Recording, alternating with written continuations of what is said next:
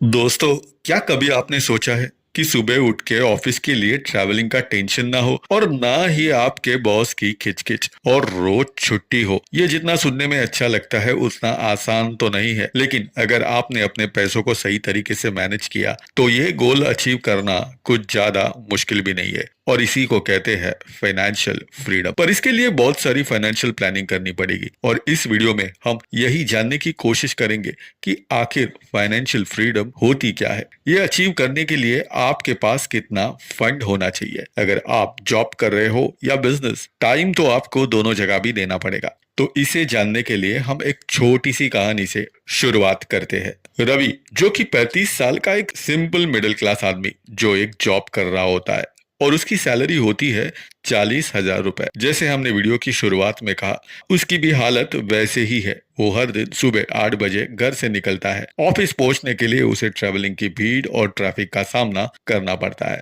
ऊपर से ऑफिस का प्रेशर और छुट्टियां मिलना मतलब एक बहुत ही बड़ी प्रॉब्लम। अब इसी हाल में रवि एक दिन शाम को थका हुआ घर लौटता है और उसको उसका बेटा पूछता है, पापा चलो ना कहीं पार्क में चलते हैं। रवि उदास मन से बेटे के पास देख के बोलता है, नहीं बेटा, बहुत थक गया हो, कल फिर सुबह उठ के ऑफिस जाना है। कुछ दिन बाद रवि की वाइफ रवि को पूछती है, कभी हम गोवा या मनाली घूमने चलेंगे भी या नहीं। रवि मुस्कुराता है और वाइफ को कहता है, अरे ये महीना लोन की ईएमआई, स्कूल की फीस, किराने का सामान और घर के कई सारे बिल्स, इतना कुछ चल रहा है, कहाँ से पैसे बचाऊंगा। कुछ सेविंग भी नहीं हो रही है और अगर मैं कहीं से पैसों का इंतजाम कर भी लूं तो ऑफिस से मुझे छुट्टी नहीं मिलने वाली। इस छोटी सी कहानी से आपको ये तो पता चला होगा कि रवि की फाइनेंशियल हालत बिल्कुल भी ठीक नहीं है और उसे अपने मंथली खर्चे पूरे करने के लिए जॉब तो करना ही पड़ेगा। और ऊपर से अगर कहीं रवि की नौकरी चली जाए तो पूरा घर हिल सकता है। इसी का मतलब रवि फाइनेंशियल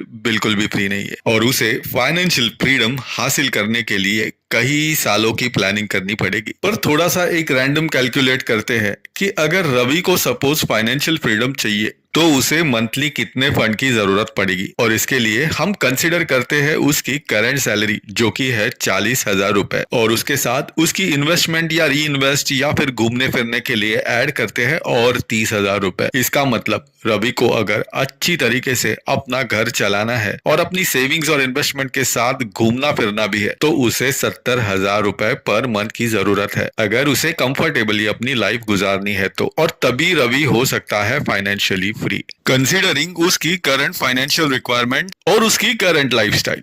पर ये 70,000 पर्सन टू पर्सन डिफर कर सकते हैं। किसी को 1.5 लाख रुपए सैलरी होगी, किसी को 2 लाख, किसी को 1 लाख, किसी को 80,000, किसी को 25,000। तो ये हर एक के ऊपर, हर एक पर्सन टू पर्सन डिफर कर सकता है, हर एक इंडिविजुअल के ऊपर डिपेंड करता है। अब एग्जैक्ट फाइनेंशियल फ्रीडम अचीव करने के लिए क्या स्टेप्स उठाने चाहिए, इसके लिए हम एक डिटेल में वीडियो बनाएंगे। दोस्तों, फाइनेंशियल फ्रीडम सिर्फ अमीरों के लिए नहीं होती, ये उनके लिए भी है जो सच्ची में कुछ अचीव करना चाहते हैं, अपने लाइफ को सेट करना चाहते हैं। पर उसके लिए आपको अपने पैसों को पूरी तरीके से कंट्रोल में रखना पड़ेगा, पैसों को सही जगह इन्वेस्ट करना पड़ेगा, तभी जाके आप पा सकते हैं एक सच्ची फाइनेंशियल फ्रीडम। अगर आपको फाइनेंशियल फ्रीडम अचीव करनी है तो ये एक दिन, एक महीने या एक साल में तो नहीं होगा। इसके लिए आपको कम से कम 15 साल देने पड़ेंगे, तभी जाके आप इस गोल को अचीव कर पाओगे जिसका आपने सपना देखा है। दोस्तों, अगर आपको ये वीडियो इंफॉर्मेटिव लगी हो तो आप हमारे चैनल को सब्सक्राइब कीजिए।